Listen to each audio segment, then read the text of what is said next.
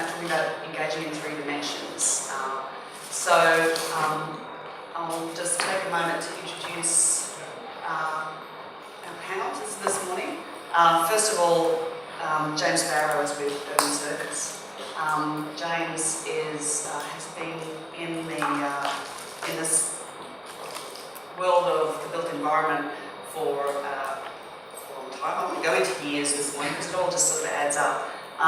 And he is very passionate, and I think you'll see that this morning, about how to integrate people into the built environment using all of the expertise that he has.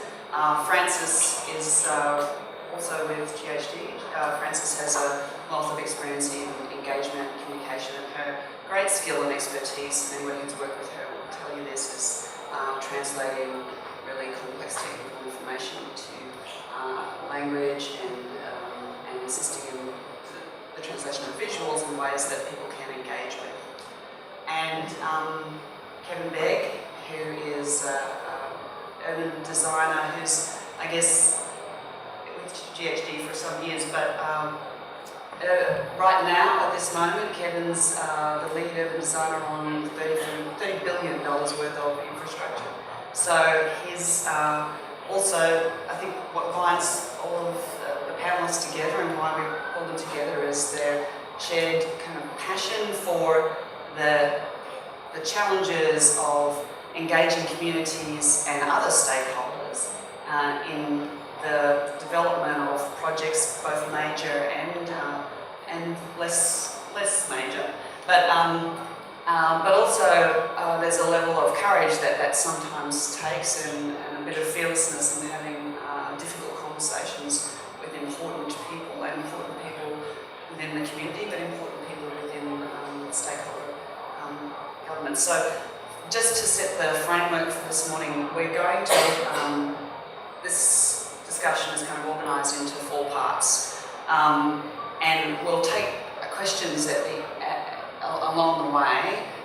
The first part of the discussion is around just sort of definitions, like what are we talking about in 3D modelling? How does that involve us as public participation practitioners?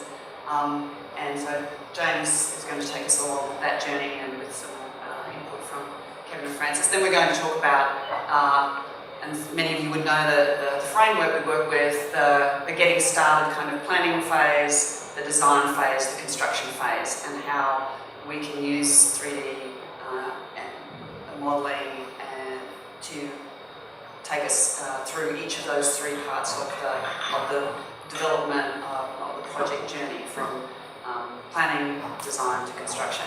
So at each of those junctions we'll stop and take some questions, and I believe there's the microphone that we are supposed to throw at each other. Hopefully not too energetic. So I think to kick us off then, James, do you want to set the groundwork in terms of what are we talking about in 3D? Thank you. I thought we'd strip it right back to start off with, because it's easy to really get caught up in the excitement of the different tools and technology used with 3D. We just really wanted to go back to first principles to say, well, what really is a 3D model? And in essence, it's the digital representation of an object or a form in a space. And that's probably the most critical starting point to really start to consider, what is the object, where does the object exist, what is it going to be used for, why are you engaging in the exercise, what are the critical elements about it. And we all engage with 3D in such varied ways already in our daily lives, right from consumer level 3D to entertainment to our professional industries. So whether it be people sitting at home playing with PlayStations on their games and Xboxes and things like that, or if it's using your sat-nav or a TomTom in your cars, or even riding your bikes these days with navigational devices, most of the models are represented in 3D now. And then, getting right through to the type of tools that we use on a daily basis in the design sphere, conceptualization, and in the engagement sphere as well. And that's why I wanted to take it back at the start to say these elements are always about a form or an object in some sort of space. And there's not really any such thing as a blank canvas as it comes to working with 3D, particularly in the engagement with stakeholders and community. So we really strive about understanding the importance of the context of where your 3D model lives, what it is, what sort of decisions can it be used for, how can it support your engagement, and what opportunities might be able to come from it as well. And I might look, with the rest of the team, we all sort of have been engaging with 3D on a professional level for quite a while. For myself, as early as 1997 was probably when, even earlier actually, 91 started with CAD. And then in 97 actually had the first headset on my head, looking at a 3D model in space, and it really started to change the way of thinking of how do I use this technology, who is it going to benefit, and taking it from a user-based perspective, where the user could be anyone from the end user or a resident, or to the person who's building the object, the designer, the key decision makers, and a really large, vast group. And the better that you understand who those users will be, it will help start to define how you build those critical elements into your 3D model. The point you just touched on about the longevity of this 3D modelling experience, we've been at it for ages in a design space and a comm space. I think this is really important for yourselves to sort of appreciate that those two worlds a few years ago really collided. And we're now using this sort of 3D model approach as this sort of, it's this coordination tool, it's a place space for everyone to deal with. We're siphoning off images at different times and using the model in really unique ways to engage with community, to engage with stakeholders and the design team. So I guess we're sort of, in the discussion today, also trying to highlight that there are phenomenal opportunities in really embracing this sort of new approach to using this tool. I think just to touch on points that Kevin and James have raised in terms of thinking about the user experience as well as these worlds colliding, I think in the engagement space, what 3D modelling gives you is it really makes a lot of information really easily accessible to a lot of different people coming at it from a lot of different perspectives and knowledge backgrounds as well. So you don't need to be an urban designer or an engineer or a hydrologist to be able to look at a shared piece of information together and have a conversation about it. So it's a really powerful tool in that way.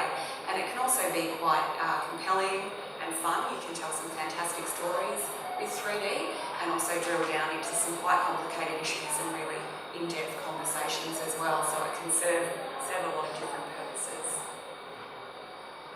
So I think we've got some time to explore some of the positives and negatives of that process through this discussion, but we just want to sort of start with where 3D can take us right now, James. Yeah, it's been quite interesting to see the evolution of 3D being used in the technical field. It's probably been, I would dare say, a little bit slower to be embraced right across the industry until, like is the case in many scenarios, where the consumer side of it starts to come to life more. We had some projects that we were working on a couple of years ago where we had the opportunity to start looking using headsets and Gear VR and things like that. And we just thought at that stage it was still probably a little bit too exclusive. So the only one who was enjoying the experience was the person with the headset on themselves. And it hadn't really quite had the uptake in the community as it has now, where we've seen, I'm sure you've all entertained yourselves with social media feeds of seeing families sitting at home with their headsets on, laughing with the kids and playing games, and grandparents being involved in those conversations. And I had the privilege of doing an engagement session with Kevin and Francis recently, where I had a 70-plus-year-old couple join us at a table who were both willing to put the 3D VR headsets on together and look at the space that we've been recently working together on for designs for. And they were so comfortable to engage in that space. Whereas 2 years ago, I don't think we would have quite had that level of participation. Now, on a professional setting, behind closed doors, health professionals and doctors have been using 3D since the late 90s, taking CT scans and actually doing 3D printed models of skulls and brains to actually plan out the brain surgery. And now we've seen that level of 3D printing, you can go down to Officeworks and get a body scan of yourself and get your own mini 3D printed model. But it's a whole wide range of that now. So just before we move on, and one of the major the focuses of this conference has been around Indigenous engagement and in that environment and in other environments where there's more opportunity for a less exclusive kind of discussion. Have you had the experience of working with 3D models in a setting that involves kind of being somewhere in a rural or remote community where there's the usual expectation is that you might have a discussion over a map or something that everybody can collectively talk about as opposed to sort of some more individualised experience? Absolutely. There's been a big change, I think, in that aspect of looking at how to use tools like that to get everybody around the table. You start to get a bit more of a common language and understanding of the location that you're working in. And I saw it myself still not that long ago. Project directors and lead engineers still love to roll into the meeting with a roll plot under the arm and roll a 5-metre drawing out on the table, which still holds its value in its place.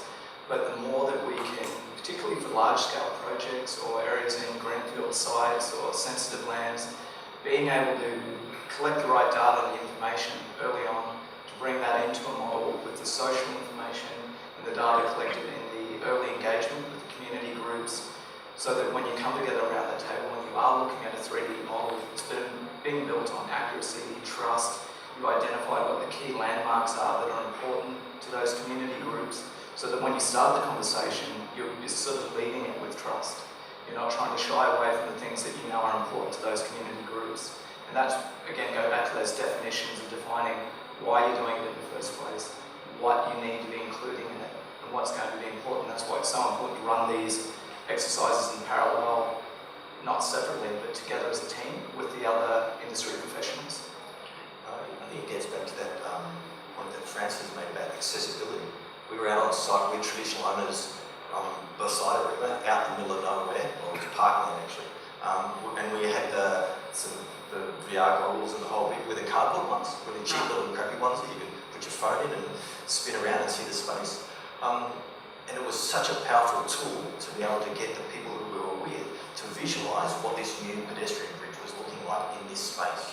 And you bounce back and forth, off, on, off, on. So they're standing in the field. Yes. So it's becoming inexpensive, it's becoming pretty quick to develop, and just really powerful, really accessible. I think in some ways a little bit more expected as well. The same information session with the 7-year-old couple who were trying VR for the first time. We had some younger people come along to the session as well, and they were playing with the headsets. And one of my colleagues walked up and said, "Oh, do you need a hand with that? Is this the first time you used VR?" And he said, "No." So I think there's certainly some groups of the community who almost expect to be able to have that experience now, to learn about things and understand them. And as the adults, not just the kids, we certainly had our fair share at that session where the adults would sort of like start to see where the maps are, and the kids were like bang, straight to the headsets. So it was almost like babysitting to a certain degree, where the kids would just sit there and goof around with it. But the parents were then sort of like, okay, give it to me to have a go. So it's certainly moved beyond just sort of the realm of kids and gamers into that sort of expectation that adults have, that this kind of technology, whether it's augmented reality, virtual reality, or just that sort of some of the other outputs from 3D like videos or interactive models, is just par for the course, business as usual. And the challenge for us is how do we use them better? How do we get the greatest potential, the opportunity out of them?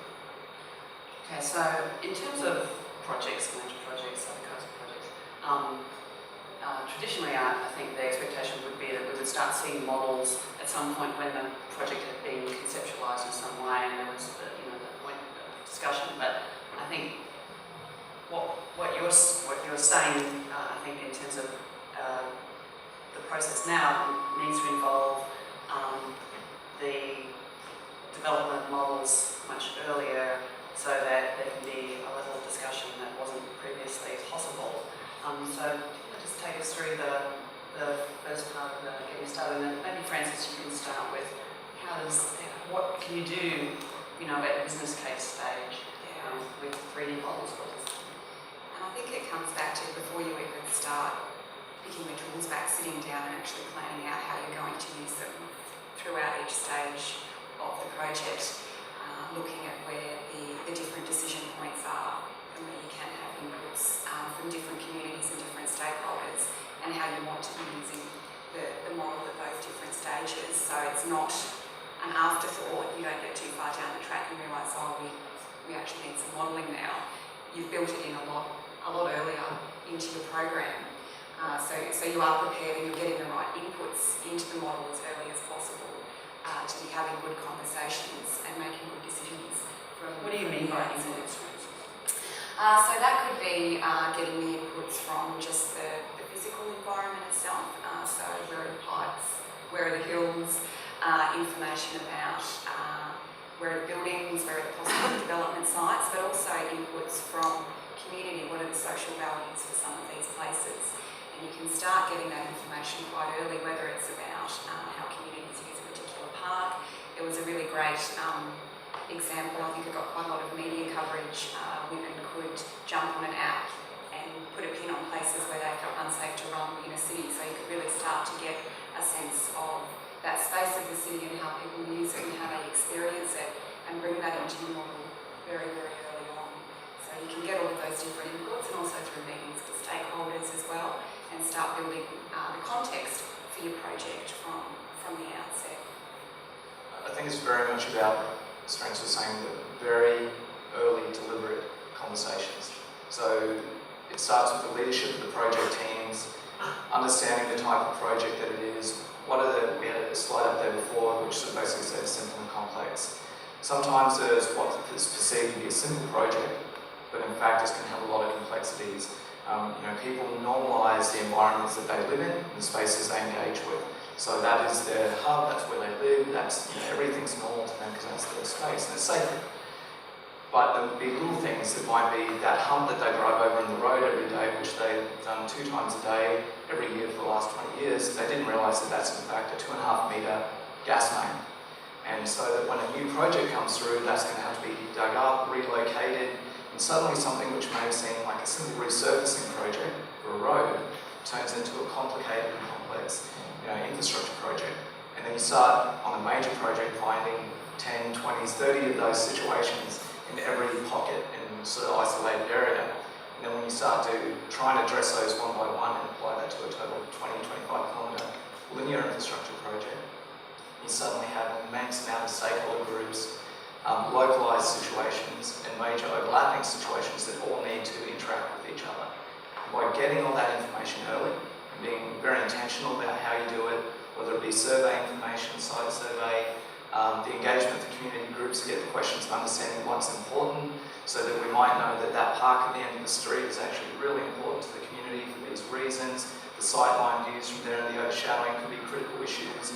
We can start to gather more information in those locations to be able to build a more accurate model, which helps build trust in the conversations that both the designers are using internally, they're engaging with the stakeholder team to let them know what they're seeing in the designs and the impacts, and then you're being able to go back to the community with that information and sort of add more rigor to the process. I think that that word trust is a really important one, because often as the project developer or the engagement team, you're coming from outside that community to work in that community.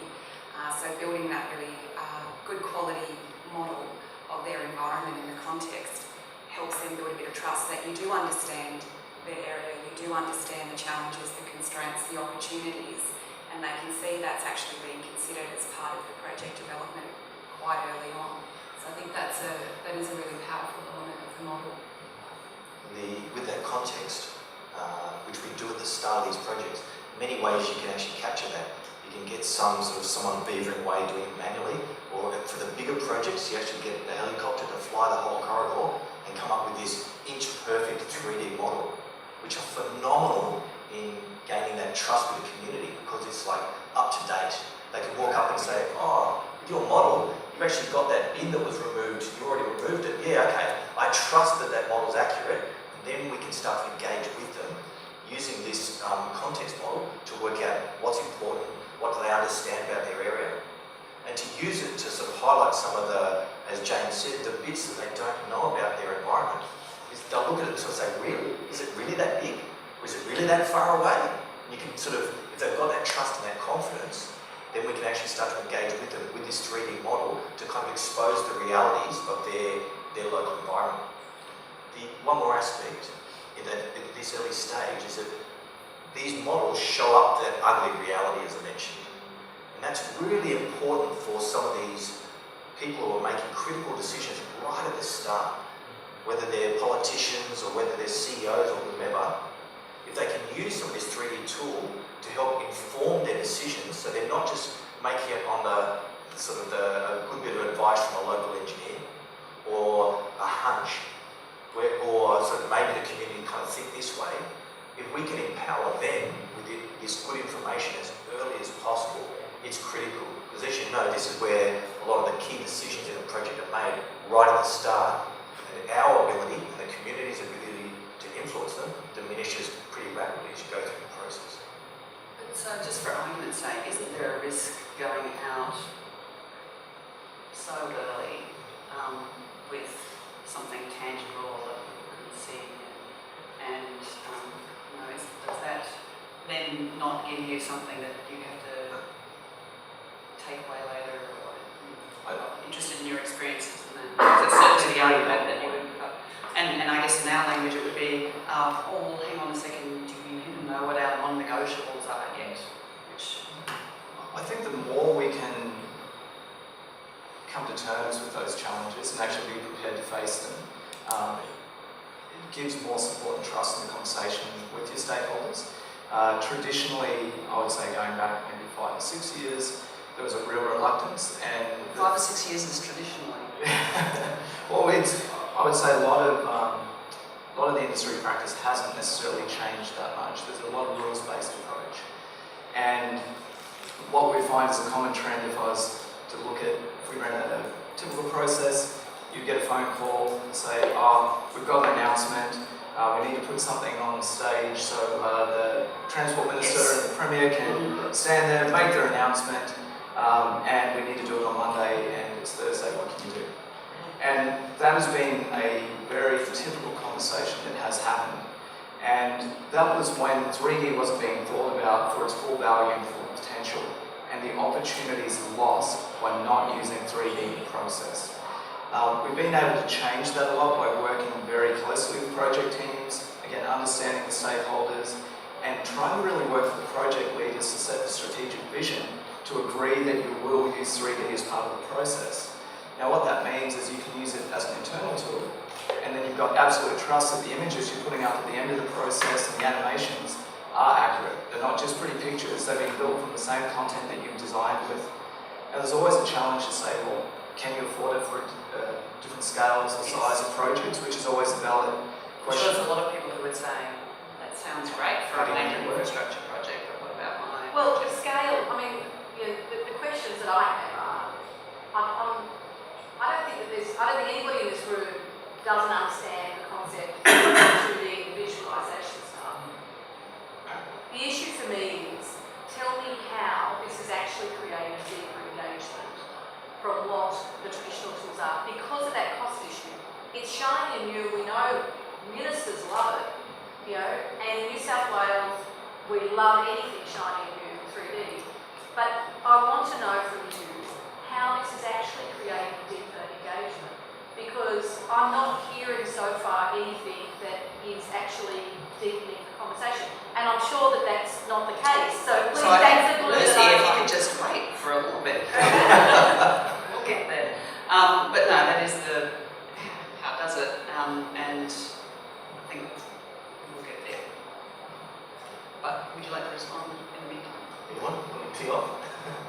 I think it does improve the quality of the conversations that you can have with stakeholders and communities, because the level of information is more accessible. So that, as a first step, absolutely improves the quality of your engagement, because you can have those more transparent conversations. You can take the myths off the table, you can focus on the issues that are actually there and have those more constructive conversations. It also changes the way you can have those conversations. You can have them in a much more live environment. So we certainly started sessions where the model's been manipulated as we go, and you can explore different options and what does this solution mean, or what does it mean in this immediate area, but what are the flow-on effects for the rest of the project, so you can have Can you much increase heights in Yes, real time? absolutely. Yeah. Absolutely. And is that for people to, because last time I looked at this stuff, 100K. Oh, look, there's no doubt. So I'll change the perspective of the conversation. So you can say 100K, but what's the value you achieve with it, depending on how you use it. So one thing is to look at a dollar-based figure versus how many conversations can you actually have, how much more in-depth understanding do you create. And if we're looking at project budgets, particularly for major infrastructure, you say 100K out of a $10 million budget, it's like that. Police connects, light rail, but most of us are working on projects, like 35 to 55 grand. That's my engagement budget. Yeah, but that's, sorry. Yeah, I think that's where it comes back to when you're at the drawing board and you're setting it up is how do we want to use the model if it is a smaller scale project, where are we going to get the most value out of it? What do we actually want to be talking to communities about, and how do we set the process up to use the model that way? So a lot of it does come back to your own strategic planning and looking at how to get the value out of it to get the outcomes that you're working towards, I think. And I think that's spot on. It's right, even right back to that business case stage, to be able to say, what sort of scale of project are we talking about here? Because just because there might be a smaller scale project, and if it is a full $35,000 activity, being able to look at it and say, well, what are actually the most critical elements here that we're going to have the most trouble with, and where are we going to need to have the most, really intentful conversations? And by getting that community information first, and also from the design teams as well, what are they seeing, what are they understanding? Let's bring that information together and then pick the locations so that you can plan it right from the very start and say, well, we're only going to have this much budget to work with. How do we get the maximum value out of that for our engagement process? We've done some activities with some small regional councils where they wanted to probably do more than they needed to. And we would rather say, well, hang on, let's slow that down. What are you really looking to achieve here? What are the key messages you need to communicate? And what are the things what are the community saying? How do we address those? So that you can then build the right solution for that project. It could be as easy as before and after 3D sliders. You might just do 5 still renders, camera match, so you don't need to go out and model the entire area. And we actually highly recommend that early in project life cycles as well. And I think that's a highly effective tool. I think that's, just because And I think that talked before about expectations, early engagement. Yeah. So, have you, I'm just interested in, have you had the experience of this sort of process of early engagement and enabling and putting actual visuals in front of your stakeholders?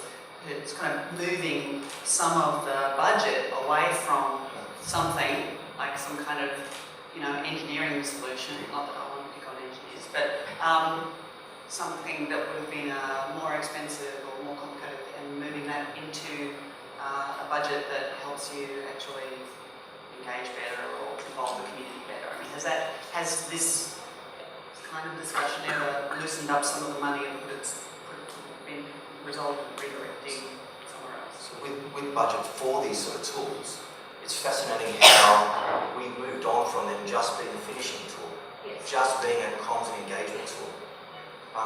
We've had this quite open debate on a recent project between directors where the comms director was saying, hang on, I'm paying for this really expensive, top-end, beautiful looking tool, and you buggers in the engineering and design side are using 60% of it for your design tool, your coordination, your option study. Hang on, I'm doubling down. Almost came to blows. We held the two directors apart, but that sort of is indicative, illustrative of the fact that it's shifting in it's shifted, absolutely. And so when we're talking sort of about value too, it's not necessarily just coming from the comms side of things. So that's a different conversation, and I get that. I think that's, so I wasn't clear about that. That is very important. And we're trying to get value out of it by actually saying to you, we might be all of it in the design side. Say as an urban designer, my team, it might build a beautiful bells and whistles that see the James's team doing stuff. We did a recent job out at a regional town. We just quickly got a student to model up the CBD area. And we used that as a 3D tool, really quick, really inexpensive. And then we used it to talk to the councillors, and they said, yeah, okay, that's great, I understand it. Can we start to pretty it up a little bit more, and we'll actually go out to the community with it live? So not just sort of renders. So it's certainly shifting out of that comms space and that comms budget to that sort of multidisciplinary tool. But what also is true is it not, that it's shifting these discussions out of the domain of being engineering and technical professionals, and that is an uncomfortable space for them to be in. Oh yeah, I love it. I love it because a lot of the time, any engineers? Sorry, just checking. Okay, one. I'll apologise in advance. But what you want to do is enabling that, which is... It's empowering everybody else to have a say. It's creating a really level playing ground, a play space that everyone can engage in. It's visual, so it's not just reliant upon sort of the trusted and good word of someone like a scientist or a planner or an engineer to sort of hold back this power and say, oh, I've got some drawings and it shows you something, you can't quite see it, but don't worry, trust me.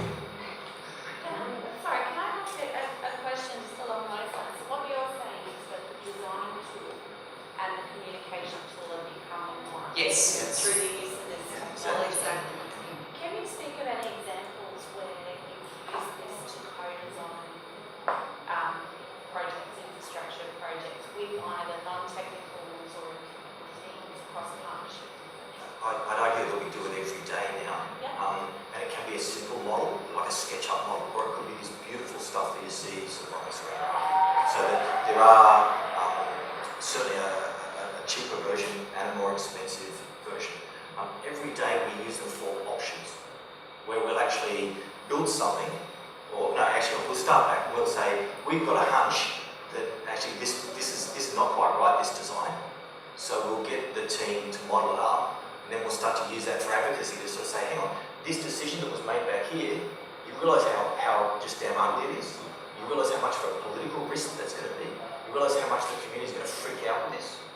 And we then use that for the directors and politicians and the enviro team and the land and planning team.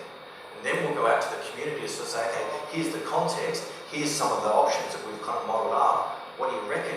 And you can start to push and pull them and manipulate them live through various sessions, both with some of those controlled focus groups or out in the open with the community at some of these sort of walk-up sessions.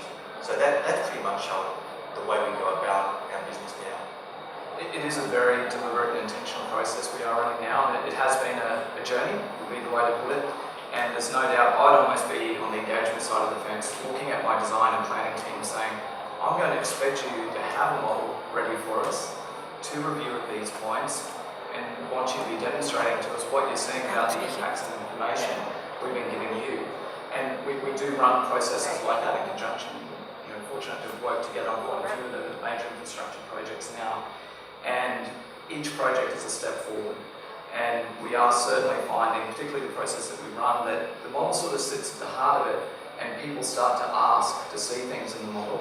Even in its raw form, the model doesn't have to be picture perfect to be able to inform impacts. And I think that's one of the things and challenges, for instance, that we have with the communities where there's this rationale, Libby, you touched on it before as well. If you put a picture out there that looks too final, the people grow attached to that. And I think that's back on us for not educating our community groups enough about the design process and bringing them in that co-design space. So are you saying, James, that, like the model sounds like this sort of thing that floats out there, but it actually is the outcome of a co-design process, and that is that's what we're working with. It's not something that you guys come up with and then show around. No, and I think the closer, as we sort of roll on some more projects, I think what we'll tend to find is when you start a project right at the business case by identifying the elements that are going to be very critical, challenging, being able to figure out, well, what is the strategic program that you want to run for the engagement process? What elements can you take to community? Because there is going to be resistance. You're changing our backyard, Why does it have to be so high in the air? Or why does it have to be a trench? And then being able to say, well, these are the constraints that we have to work within, and helping the community better understand what those constraints are and why you have to build it a certain way that you do. Because sometimes things are immovable and they just have to be that way.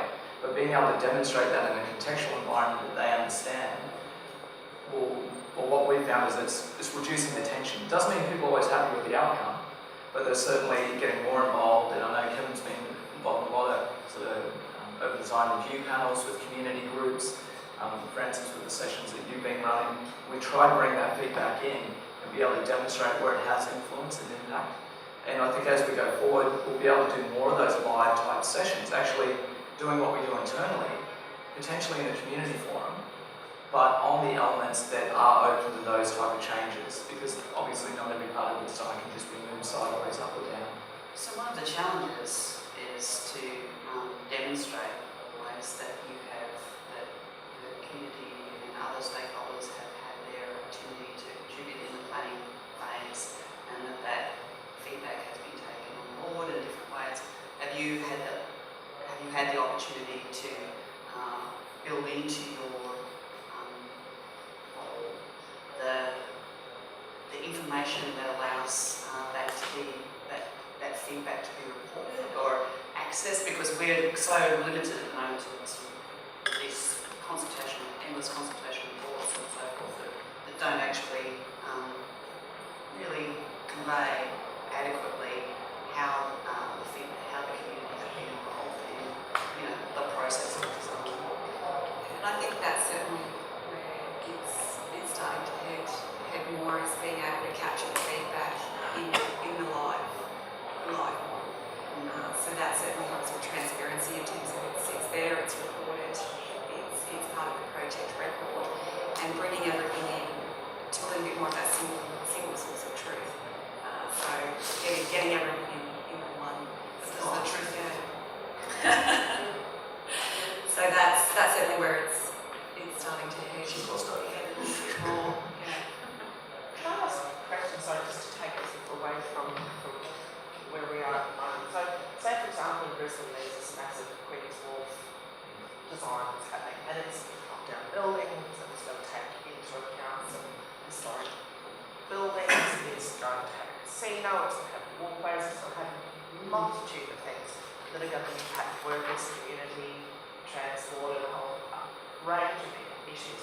How would you use this to actually involve community to help co-design what's going to happen? Because I have to say, I've seen nothing for that project.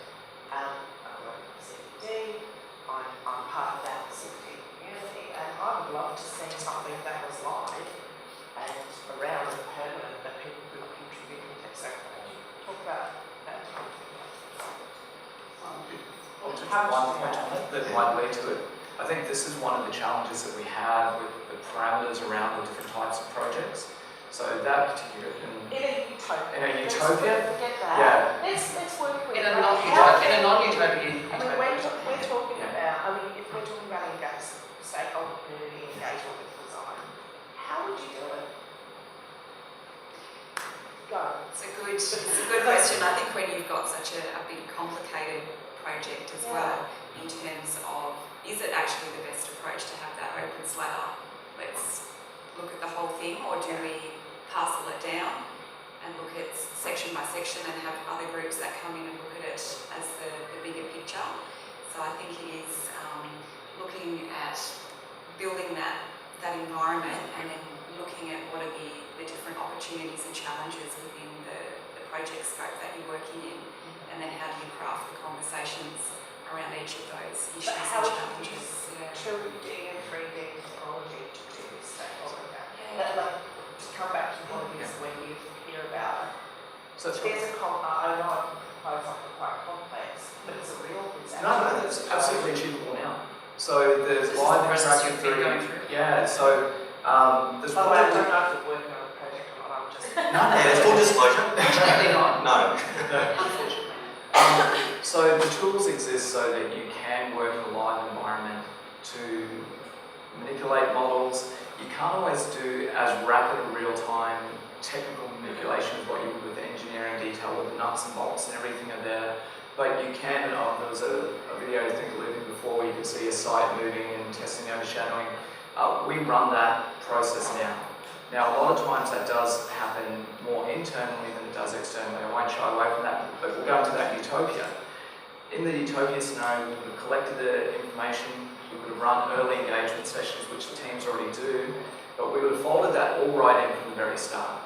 And it would have started at the business case level where you say, hey, we know this is going to be critical, we need to budget for this activity, this exercise. We need to capture the information now so that we hand this portfolio of works over to the team. They're ready to go and they're supported to succeed.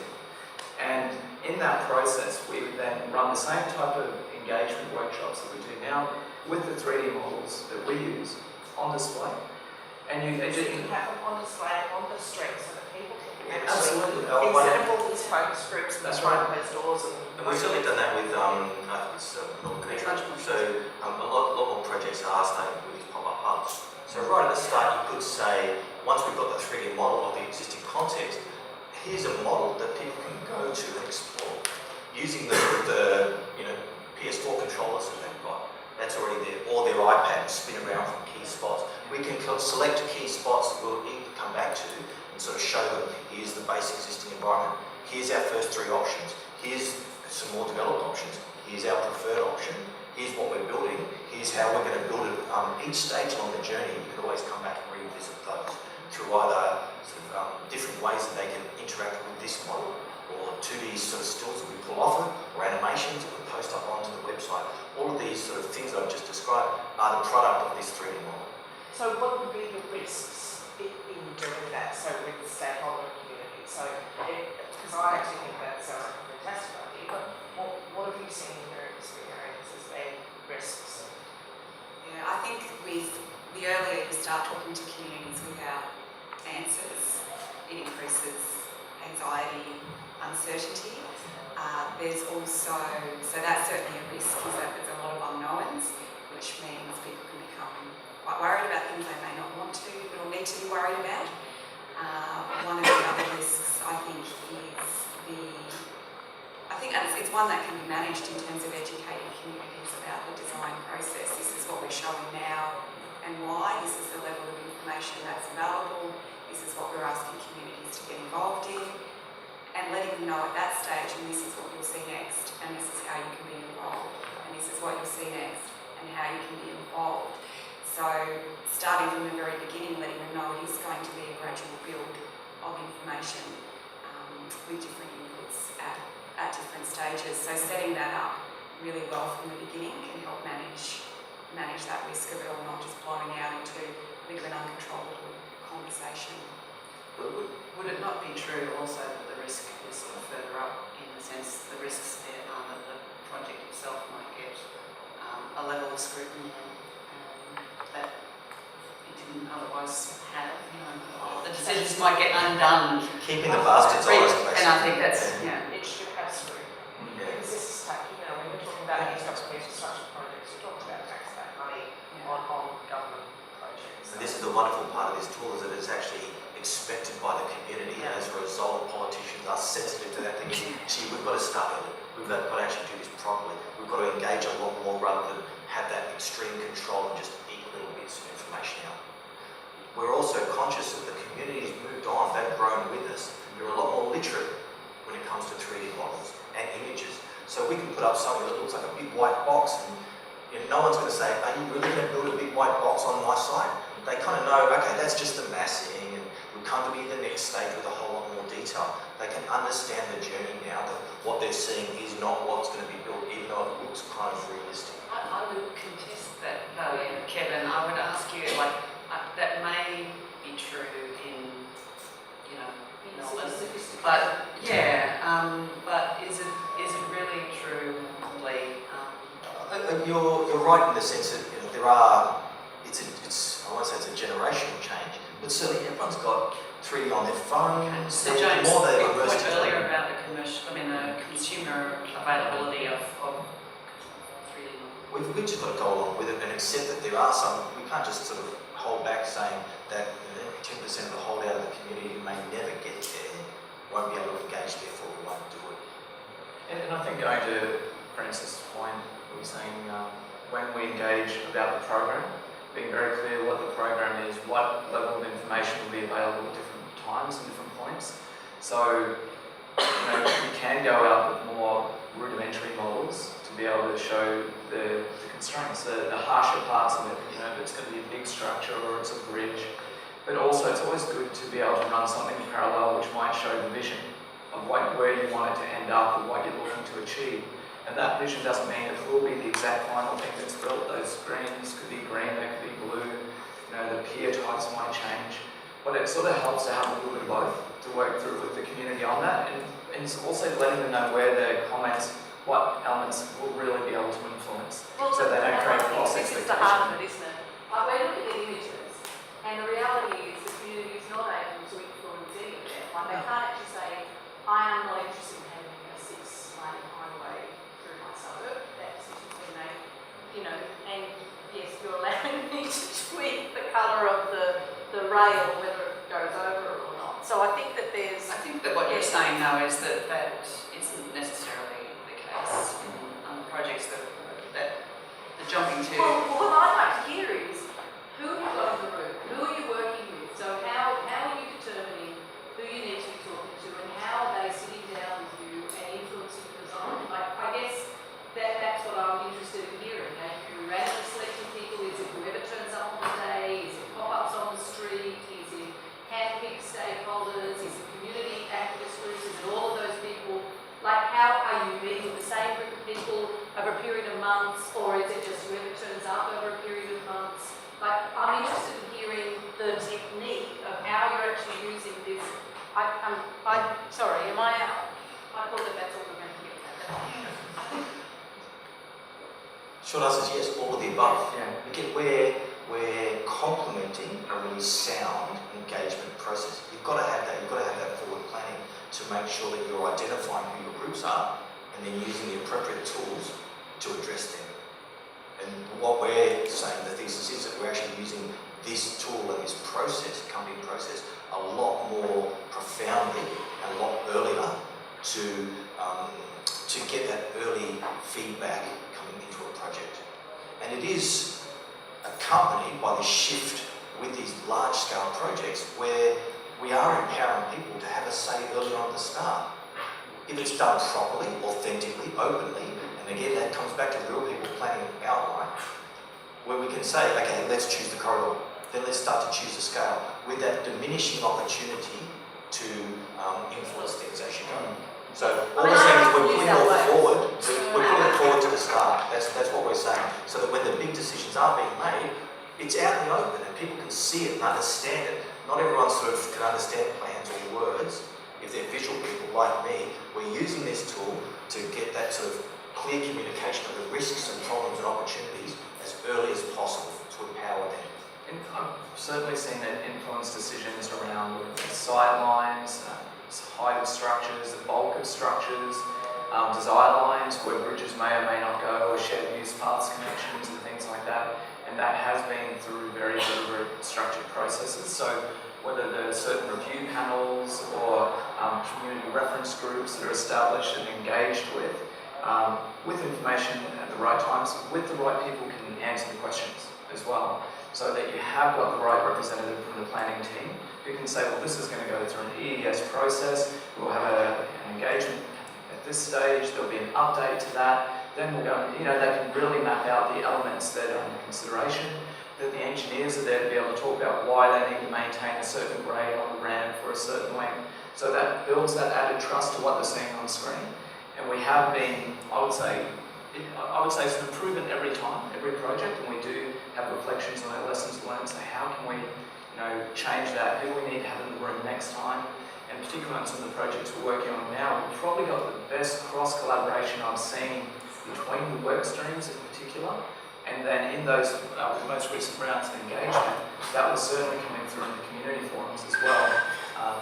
I don't know, it's from the experience I've seen. I haven't worked in New South Wales for a few years myself. I did work on early stage West Connects, Windsor Bridge, things like that. We actually had a live interactive model in the community at Windsor Bridge at the weekend sessions, so we could show sight lines, approaches, where the new pedestrian bridge was, the options that were under consideration, what everyone was concerned about with the new bridge going further up the river. So, they probably haven't been used as extensively collaboratively as they are now, but there's certainly been pieces along the way. So the point you're making, I think there is important, James. I think it's about collaboration between the engagement professionals, the design professionals.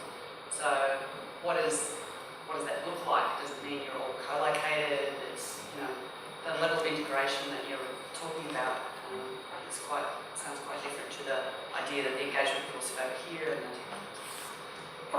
where the technology is going to go in the future? Like, how's this going to change it for stakeholder engagement? Like, how do you see futuristic technology to 3D? Like, for example, would you see, remember there was that game where people would run around and drive around? Go. Whatever. And had like holograms and that kind of thing. Do you see that the technology is going to advance so that people could take their iPhone or their iPad and actually stand there to be able to look at what possibly We're all doing it. They're already doing it. We're already doing it. Yeah. So where does it go beyond that? Yeah. It's interesting with a lot of this. Have you got an example? Yeah, go ahead. We'll come back to it at the end if that's all right. Sorry. With this new technology, sometimes it's hit, sometimes it's missed. Yeah. For example, we had augmented reality where we had our big, beautiful map displays at a recent session. We had these iPads where you could sort of hover over the top of it and you could see where the traffic was going. Some people kind of liked it, some people didn't. Then everyone gravitated towards the booklets with all the 3D images because then they could sit and talk to real people. So again, this is not the holy grail. We're not advocating that in any way, but like I suspect that give it another year or two, people will be used to that. They'll see their kids using it. They'll be able to use it themselves, and they'll be able to understand that it's just another way of getting that information out. So where it's going to go further beyond that. Yeah. So we're already. I guess technology isn't the challenge. It's the acceptance of technology and how you choose to use it. So. I'll draw on a couple of examples to try and specifically address these scenarios about the future scenario of community integration with the process. So what I was saying before, it was more exclusive. Someone would put a headset on, it's only that one person seeing it and maybe what they're seeing on the screen. You're not immersively experiencing it together. So over the last sort of 12 to 18 months, we've been building some tools for clients where the virtual reality tools, but you can have, in the same way that we have as long as I've been sort of working this field, we run online review sessions with design teams. So we could have Kevin in the office over on Lonsdale Street in Melbourne, we could be in our office, have a team in Brisbane, a team in Sydney, all doing end of day 4 to 5 design review and design checks in a live interactive 3D model. Marking up, capturing the comments, putting all that information through. So that already exists. But what we've been adding to that is the ability to then put your headsets on, and you could have all 4 of us could be sitting here now, everyone in the audience, and we could be in a completely different room. And we could see each other in an avatar type form, and we could actually navigate and move around in the space. So we've actually built full facilities and sites where I've had my team member in Brisbane take me on a site tour whilst I was in the Melbourne office. And I'm sitting there looking quite silly, walking around the little foyer area of the office, and I can see him, he can see me, and we communicate to each other, and you can actually build tools inside those spaces as well. So that's happening now, and we're using it for induction, training, safety, design review. Where I think that will eventually go, again, as it becomes more and more accepted by community, is there might be that expectation of maybe it's more a viewing room than necessarily putting on the headsets. But the idea is to get as many people in the space together, so it's not only 1 or 2 experiencing it. Because I see it how I see it, that's my truth, that's not necessarily your truth. So it's still relying on real-time, face-to-face engagement.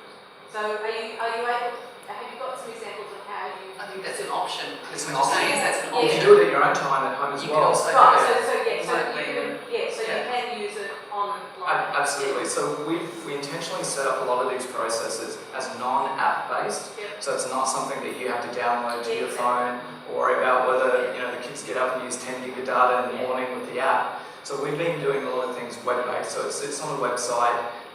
We did something for Melbourne Knowledge Week with Metro Tunnel last year, where we printed out Google Cardboard, sat them on everyone's seat.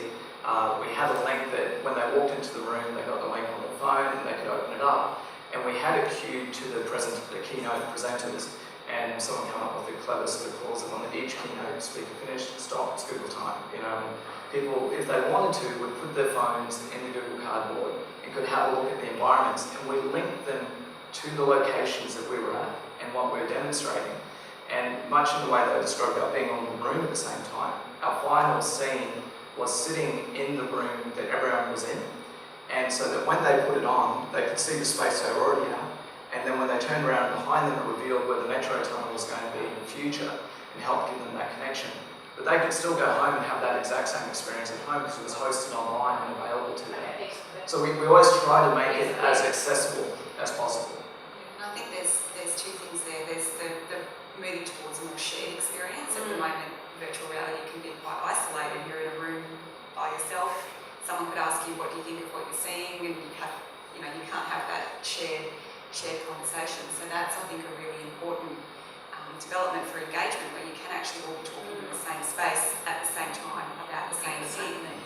And also moving towards more personalised experiences too, with geolocation. So you're not getting a fixed experience that's been crafted for you, where you're in a location that's been selected and you can get the same thing as everybody else. So you get to opt You can go to the location you're interested in and have a look.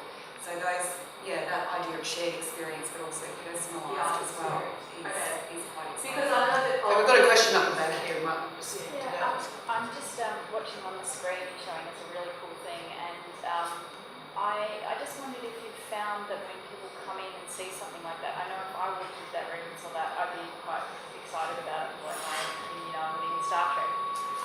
Does that actually stop people from then giving you good feedback because they're so kind of blown away by the technology that they're sort of excited to be playing with it, and they forget to kind of go, actually, could this be different, or how would this work? I'm just wondering if that's something. Is it a distraction? Rather than something that supports the conversation. And I think with things like the HoloLens, you do get a little bit blown away by it. That is really cool. And it is quite exciting. So that's a good thing because you're instantly interested, you're instantly engaged, you're instantly connecting with the content that's there. I can go over here and look at it this way, and then you start thinking, well, what am I actually interested in?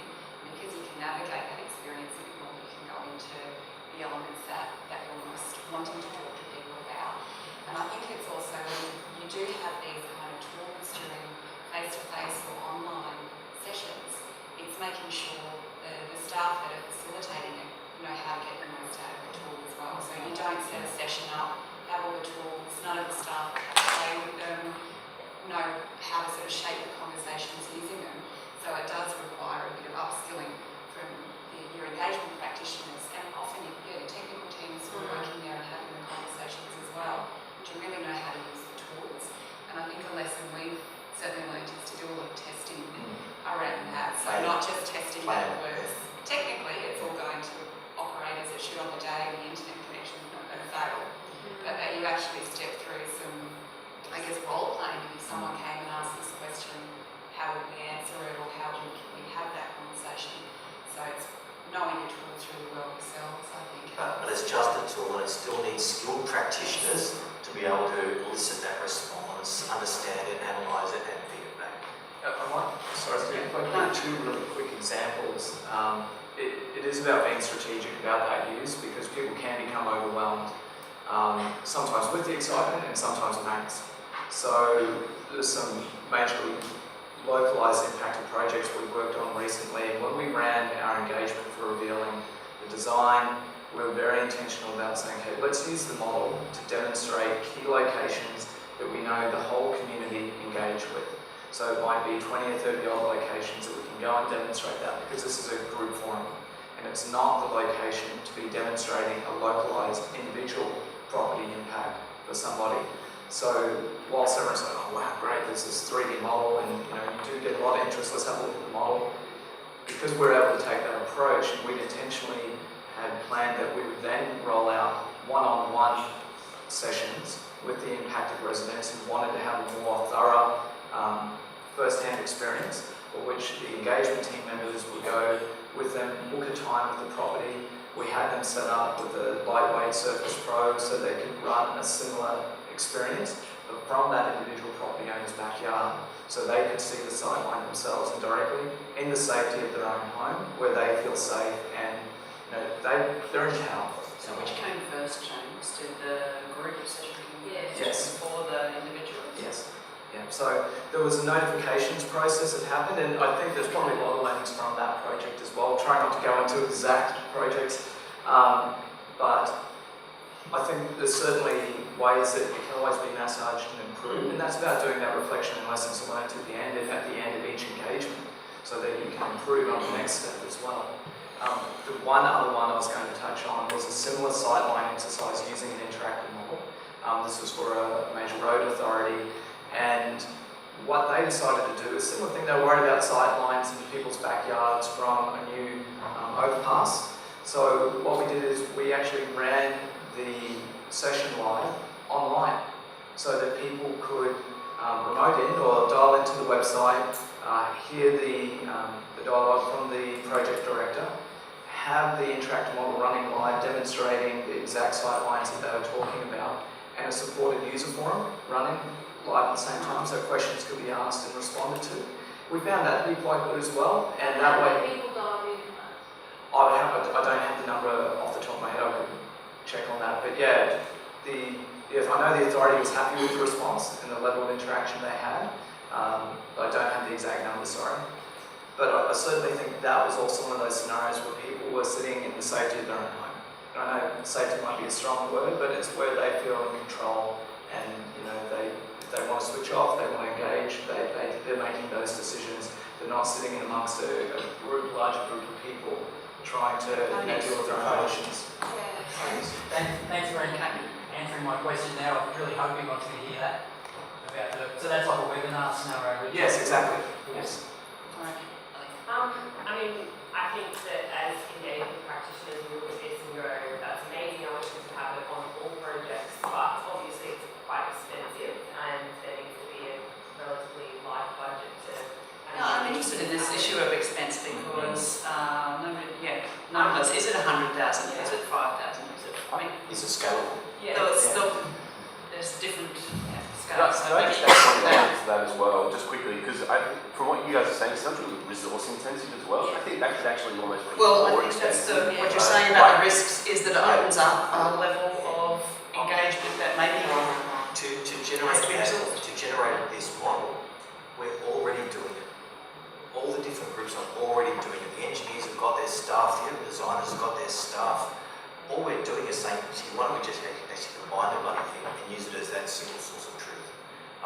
Because it makes more work for all of us, because it makes it more accessible and we expose stuff at the start, I'd actually argue that that's a good thing, to be shifting that sort of the pendulum towards more engagement, frequent engagement, more profound engagement as a result of that. So I don't see that cost associated with the need for us to be engaging more as practicalities of what you say for a local government, and having 50 odd projects on at any given time and doing that for every single one, I'd need 15 staff, or more engagement staff to especially if you're doing discussion forums, going out individually, talking one-on-one with people, door knocking, being out in the street, all that stuff, even just managing the web page would be time-consuming. So all that combined, I think practically you couldn't give every single project that level of detail.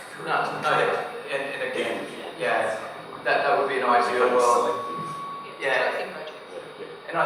And also, I guess in a situation like yours, it might be worth what we found. We work with some of the local councils as well across Australia, and the reason I say that is I found a huge variance in the resourcing that they have available.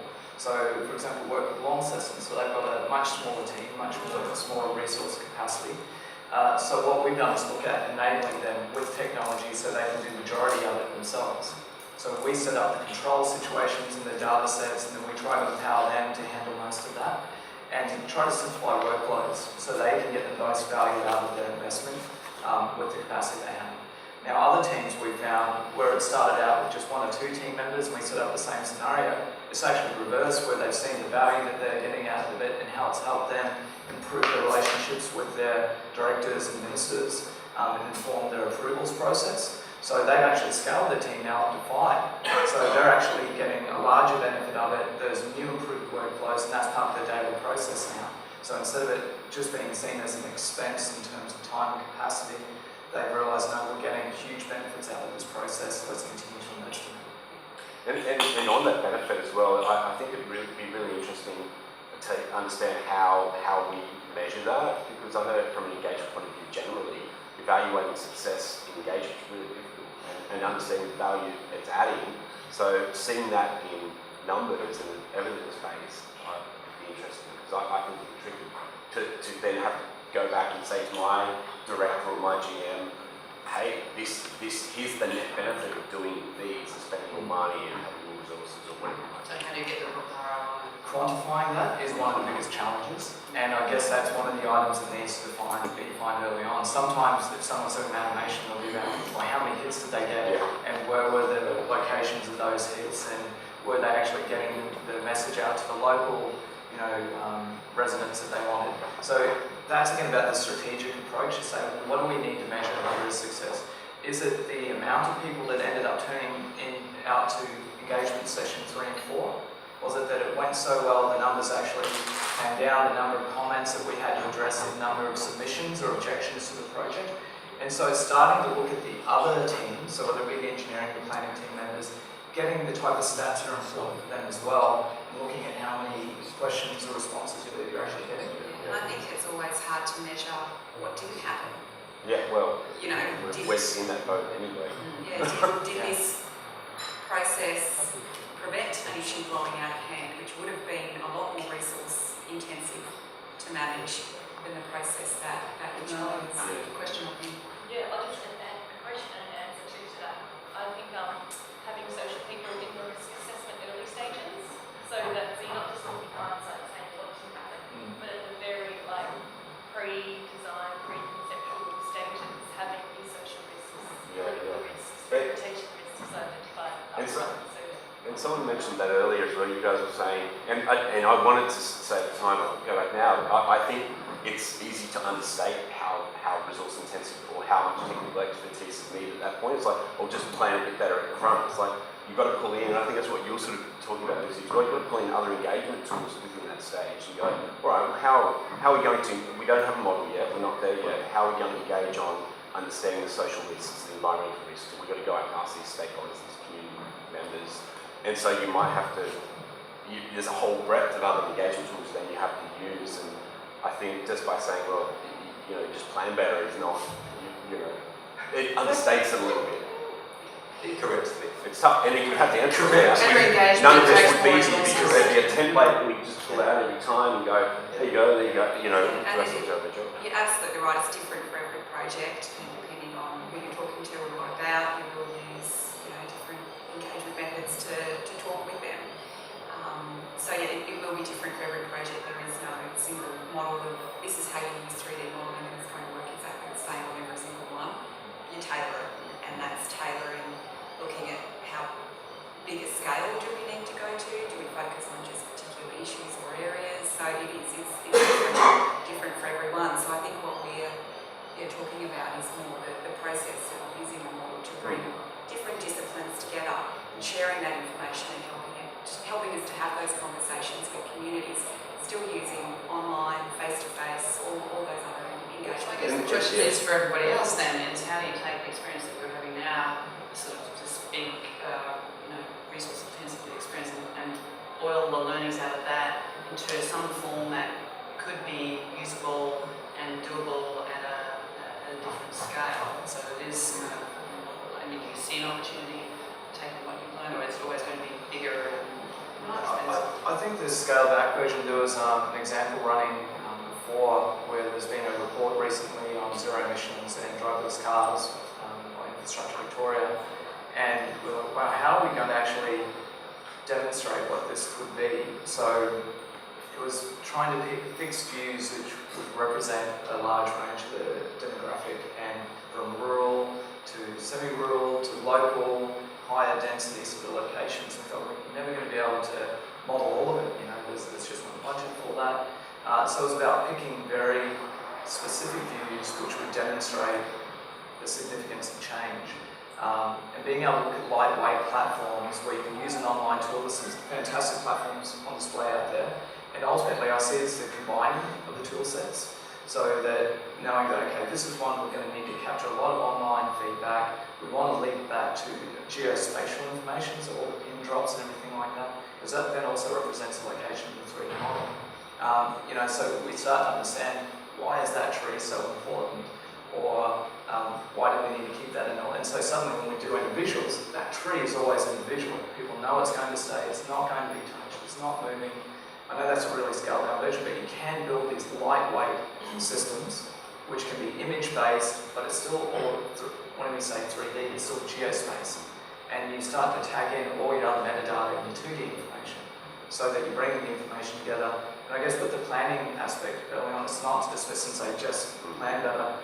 It's being very intentional again about what is this strategic approach that we're going to roll out? What's the feedback do we need? What are the critical elements? And my point with that was just that's a really complex time, and it's no point having these great models if you're just going to the same 5 people that would have commented anyway. So it's the techniques to go, well, how do we get to these hard to reach audiences? How do we segment this? How do we get to the people we want to hear from, and how do we then sort of manipulate or understand that data and where it sort of is taking us, as opposed to where it might have the value add if it wasn't there or whatever it was. So yeah, and I get that. I get what you're saying. It's all integrating. There are other tools and techniques, and you have to sort of work in with this, and they all sort of fit together. And this just happens to be just one visual way of maybe making it easy for people to connect with. So yeah, Just for the last 10 minutes, so if there's anything you want to make sure that you've got to before we take a couple more questions. We might touch on the whole construction side, if that's all right, because I think this is one of the elements of shifting cost as well. So if we look at projects as a legacy, not just from business case to delivery, then as an asset as well, and looking at how we actually use those through a project. So again, right at the business case level, changing the perception of what goes into a business case, how you define requirements, how you kick off what type of engagement process, trying to encapsulate that as part of the business case, so that when it comes on, there's already those wheels are in motion. But then starting to invest in these models, so what we're finding with Metro Tunnel at the moment going through construction, we use the same model that we use for early stage conceptualization, planning process, engagement, and planning panel Victoria. Then going to the early works teams who were digging some really big complex holes next door to some really sensitive sites, very similar to what's going on in Sydney Metro as well. We haven't had this explanation. This is great. And we were able to, It makes sense. and you leverage it. You leverage it right through the cycle, even to the point where at the end of this video, just sort of see if I can find it, sorry. So it's an investment that you make in the planning stage that sustains you right through to the construction. And we sat down with the site engineers and the construction managers, and they would make comments to us, because they're stakeholders as well. And the stakeholder engagement team was saying to them, we want to know how the local businesses are going to be impacted. We need to know where people are going to commute through RMIT. Are they still going to be able to get into A block, and what are all these connections? So we use the same model in the same way in live dynamic workshops. Sit down and it's always the aha moment where somebody sees something and didn't quite realise it. Someone makes a throwaway comment of, oh no, we're just going to do the site laydown over there. And somebody else goes, oh hang on, we're using that. So the amount of elements that come up like that. In the end, we've also built a real-time game that's used at the Metro HQ hub to engage with students and the children that come in, and it works on augmented reality, but we leverage the same base model that we've been building up all along the way, which is also the same model we use to support the state planning team who do the development assessments. So it's about that legacy, setting it up, trying to use it so you offset the cost so it's not all on the stakeholder and engagement team. Throw it back on the planning and the engineering team, make them pick up their load and carry it. I think it's that shared resource, long term. So yeah, I think that's a really important point. Fold it back into your network operators at the end. That was the point that I was wanting to make about 10 minutes ago in our discussion. I've had the benefit of working with a construction delivery company where engineers have invested a huge amount of money in building everything first, virtually, and then building the real thing. And I used to look at, work with them closely on those models, but I couldn't go out to my stakeholders because it was all a done deal. Those models that were being built to build build. So I really think that the industry has to do a lot more work in educating everyone in the industry about the whole life cycle of a product and working in developing, these assets for the whole life cycle. Because until we can get to that, there's a lot of waste that I've seen. Because I've since worked in a company at the planning end, and I could see the models that we use then in planning, the large infrastructure projects, not being passed by the government client back onto the deliverers. Direct that to Kevin because Well, I actually have got a question back. Why didn't you go out with them? Why did you say you'd had them but you couldn't go out with them? I couldn't. I'll go out with the community. So The model. because the decisions were already made. Built to build. And yeah, we use goggles and we showed people what the building in this case was going to look like. But it was a done deal because the model was being set up on absolutely everything right down to the last screw in that building and bolt in that building. So the building was being built virtually first. So there's not a lot that you can change when engineers are powering on to develop a model ready to build. That sounds like the engineers that are completely disconnected from the engagement process and it's not actually a genuine. Totally. With all due respect, it didn't sound like it's a sort of genuine engagement. It was, as you say, a done deal. That's right. And we still have those struggles. Yes. It is I think It's it's a major just the generational industry change. working Yeah. at the moment, and I see, the whole life cycle approach has to be for the development of these very expensive assets to be the tail now that has to wag the dog. Right. So, I think so. are you now seeing a generational change in What the is- engineers that you're working with? Go life cycle. I think it's a great point that you make with regards to educating the industry, and we are seeing them a lot of the holdouts. It's again, a little due respect to engineers. I think ladies love some of it. They're often the ones who are trying to sort of keep control and keep power. They're holding things back, or they're racing ahead, saying, "Actually, we don't care about this stuff.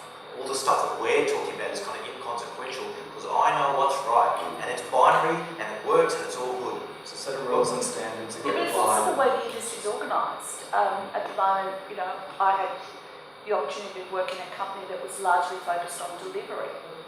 So they, of course, want to develop their asset for delivery, to make delivery risk-free. Minimise cost of it. It's changed. So, It's definitely changed. It yeah. used to be a technical problem that we addressed, and that That's was right. it. And that was where an engineering group would give the community Yes. a bit of infrastructure and say, "There you go, enjoy it," without even engaging at any level. We've moved on for the last few years, where it's now it's not just technical, but it's technical, creative, commercial, political, social, and environmental. And basically every group does have a seat at the table now. And using tools like this to actually call people out if they're doing something stupid, say, again, in the engineering phase. So I think it's actually, it has moved on.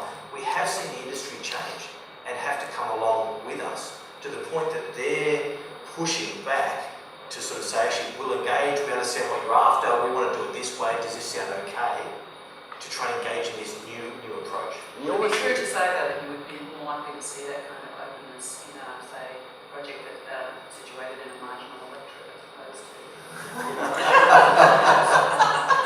That doesn't sound pointed at all. You almost need that trust industry-wide as well, because I think I'd be interested in what you guys thought of that. But if you get one person who kind of manipulates this system for their own gain, so they take people through a process, but then they get to the end, they just do what they're going to do anyway, or they don't show how they listen to the community.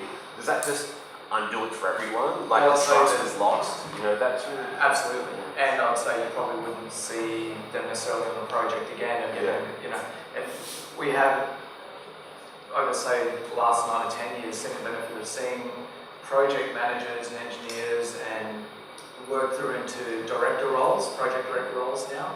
And they're embracing the technology, they're asking for it, they're demanding it of their teams. And I'd also say I've never seen a time where the engagement and communications directors have had as much more power than they do now. They've got significant power now and demands. And sometimes they're the first people to be hired on the main project. So I think just in the interest of time. Just a super quick one, I was just, because it's really important to that, and I think some of the engineers that are coming through in my world, I'm hearing are doing IAP2 training and things like that as well, or they have to. I think It should be a prerequisite. Yeah. Before I go to last words from the panel, anyone have any last questions? Okay. So, May I? Just in terms of when you're engaged to come onto a project, at what point do you find yourself being called up and said, can you come in and do a 3D model or whatever it is? In terms of from the idea to delivery, where do you, in terms of trend, I guess, where do you see yourself being brought in? I would say I'm probably more fortunate now from the time that I've been in the industry and the scale of relationships that we've sort of focused on with engineering teams and planning teams and really evolving the process. So we tend to be involved very early on now, to the point of capturing data at the moment while there's still lines on the map of going, is it going to be corridor A or corridor B? We're saying we need to get the data now. Let's get it so that we're ahead of the curve. We're choosing which way we're going to ride, we're not getting pushed by it.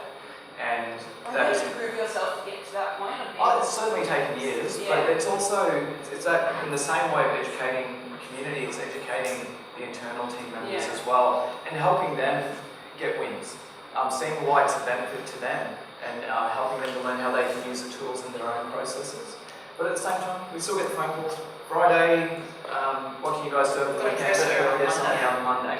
That is becoming less and less so because of how we work with and help educate our clients. So it's a journey together. Seeing ourselves as a project partner rather than just a service provider. Yes, you don't get calls saying, we've had approvals, we're about to build, you can go tell them what we're doing. That kind of thing. No, not, certainly that's not the type of project we want to be involved with.